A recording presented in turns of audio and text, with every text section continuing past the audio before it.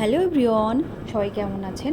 আশা করছি সবাই খুব ভালো আছেন, সুস্থ আছেন, আর আমরা সকলে খুবই ভালো রয়েছি। আর এই দিনটা ছিল 12 মে, আমাদের অ্যানিভার্সারি। সারাদিন কোনো রকম প্রোগ্রাম ছিল না, নর্মাল দিনের মতনই দিন কাটিয়েছি, নর্মাল দিনের মতনই খাওয়া দাওয়া হয়েছে। হঠাৎ করেই বিকালে বরমশাই বললেন যে আজকে রাতে আমরা বাইরে, আর সেই মতোই 8:30 9টার দিকে বার হই রেডি হয়ে। আর আমাদের রুম থেকে ওই 15 মিনিটের রাস্তা, পাশেই একটা ধাবা ছিল, সেখানেই যাওয়া। আর এখন তো আমরা পৌঁছে গিয়েছি। আর এখানে যাওয়ার পর আজকে আমরা কি করেছি তারই কিছু মুহূর্ত আপনাদের কাছে। হ্যালো, তো আজকে আমরা চলে এসেছি রেস্টুরেন্টে। আজকে আমাদের 4th-তম অ্যানিভার্সারি, তো তার জন্যই এখন ডিনার ডেটে আসা হয়েছে। তো এখন আমরা কি করব সব কিছু আপনাদের সাথে শেয়ার করব, পুরো ভিডিওটা দেখতে থাকুন। Happy anniversary. আমাকে এখন সবাই ভিডিওতে দেখবে আর বলবে বেশি ঢং হয়ে যাচ্ছে। হ্যাঁ, রাত্রেবেলা চুনি ছাইরা দিয়া আমাকে একটু ফটোগুলো দাও না। মেনু দেখো, আমি বুঝতে পারছি না। চাটা তো আগে শেষ করো।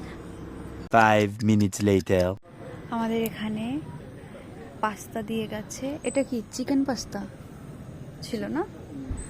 আর আমাদের কি অর্ডার করেছ? আর ভেজ নুডলস আর কি স্যুপ, ওটা মিক্স কি একটা স্যুপ। আচ্ছা, বলো কেমন? মোটামুটি মোটামুটি ঠিক আছে, কিন্তু কালারটার জন্য একটু। আর গাইস, এখানে আমার ভেজ চাউ চলে এসেছে। বেবি কর্ন দিয়েছে, সুইট বেবি কর্ন। ভালোই আছে চাউমিনটা, কিন্তু ওইটা থেকে এটা বেশি টেস্ট। ওর থেকে এটা বেশি টেস্ট লাগে।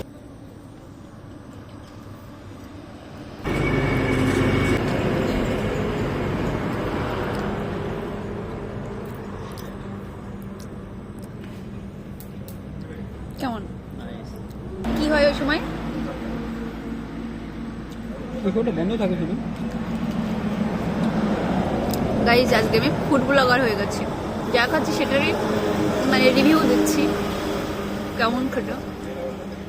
ডিমার্টটা একদম ভাইরাল হয়ে যাবে মনে হচ্ছে। A few moments later. Hello, তো আমরা তো রেস্টুরেন্ট থেকে রুমে চলে এসেছি, আর রুমে এসে ফ্রেশও হয়ে গেছি।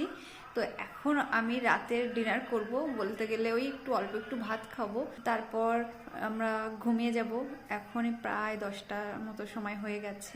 আর অ্যানিভার্সারি উপলক্ষে এবছর আর কোনো কেক কাটিং করা হলো না, ইচ্ছা করেই করা হয়নি। চাইলে কেক আনাই যেত, কাটিংও করাই যেত, কিন্তু ভাবলাম সামনের বছর বেবিকে নিয়ে একসাথে কেক কাটিং করব। তো আজকের ভিডিওটা এই পর্যন্ত। ভালো লাগলে একটা লাইক করে দিন। বাই।